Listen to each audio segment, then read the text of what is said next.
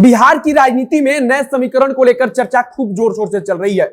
हम चाहे जितना भी बोल ले कि अब जातिवाद से ऊपर उठकर नेता चुनना है, लेकिन सच्चाई यही है कि अभी भी बिना जातीय समीकरण के कोई भी नेता चुनाव नहीं जीत सकता है। और इसी जाति वाले समीकरण के हिसाब से अगर तेजस्वी यादव और चिराग पासवान एक साथ आते हैं तो बिहार की राजनीति में बहुत बड़ा बदलाव आएगा। राजनीतिक पंडित अभी संभावना को लेकर अपना अपना गणित भी लगा रहे हैं। एक बात तो लगभग तय माना जा रहा है कि लोक जनशक्ति पार्टी का जो मूल मतदाता था वह लगभग पूरी तरह से अभी भी चिराग पासवान के साथ है। रामविलास पासवान से बड़ा पासवान जाति के लिए कोई चेहरा नहीं था और अब चिराग पासवान के कारण पासवान जाति के मतदाता उनके साथ खड़े हैं। दूसरी तरफ पशुपति पारस भले ही केंद्रीय मंत्री बनाए गए हैं, लेकिन बिहार की राजनीति पर काफी करीब से नजर रखने वाले मानते हैं कि उन्हें बहुत बड़ा फायदा चुनाव के लिहाज से हासिल नहीं होने वाला है। अगर लोक जनशक्ति पार्टी के मत प्रतिशत पर आप ध्यान देंगे तो यह 2005 में 11% था। अगर 2010 के बिहार विधानसभा की बात करें तो उस समय लोजपा का मत प्रतिशत रिकॉर्ड 21.78% था। 2015 में यह घटकर सीधे 4.83% पर आ गया। सबसे आखिरी चुनाव यानी कि 2020 के बिहार विधानसभा चुनाव में यह मत प्रतिशत 5.66% था। राजद को इसका सबसे बड़ा फायदा होगा और इसके कई कारण भी बताए जा रहे हैं, जिस पर हम आगे चर्चा करेंगे।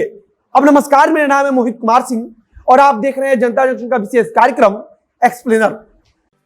पामव्यू हॉस्पिटल, पटना का सबसे शानदार अस्पताल जहां ट्रॉमा सर्विसेज के साथ यूरोलॉजी का भी उचित इलाज होता है।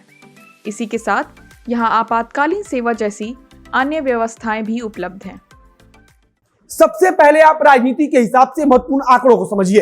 बिहार के अंदर यादव मतदाताओं की संख्या लगभग 14% है और इस वर्ग को राष्ट्रीय जनता दल का सबसे बड़ा मतदाता वर्ग कहा जाता है। इसके बाद राष्ट्रीय जनता दल के लिहाज से सबसे महत्वपूर्ण मुसलमान वोटर माना जाता है। बिहार में लगभग 15% मुसलमान मतदाता हैं। लालू प्रसाद यादव को बिहार में मुसलमान और यादव गठजोड़ का सबसे बड़ा वैज्ञानिक कहा जाता है। लालू प्रसाद यादव ने इन दोनों जाति और समुदाय से ताल्लुक रखने वाले मतदाताओं को एक साथ जोड़ा और फिर बिहार पर राज किया। लेकिन समय के साथ यादव मतदाता तो लालू प्रसाद यादव के साथ बना रहा, लेकिन मुसलमान मतदाता लालू यादव से छिटका। कहा जाता है कि मुसलमानों में जो सबसे निचले तबके का मतदाता है वह नीतीश कुमार के पाले में खड़ा हो गया और इसका परिणाम है कि लालू यादव सरकार से दूर हो गए। 2020 के बिहार विधानसभा चुनाव के बाद भी आपको याद होगा कि किस प्रकार से मुसलमान मतदाताओं को लेकर चर्चा हो रही थी। मुसलमान मतदाताओं ने ओवैसी की पार्टी पर विश्वास जताया तो इसका सीधा नुकसान राष्ट्रीय जनता दल को हुआ। हालांकि यादव मतदाता कल भी राजद के साथ खड़ा था और आज भी राजद के साथ खड़ा है, लेकिन अब सामाजिक समीकरण वैसा नहीं रहा कि राजद सिर्फ इनके भरोसे सरकार बना सके। बड़ी संख्या में मुसलमान मतदाता राजद से दूर होकर अलग अलग पार्टियों में गए हैं।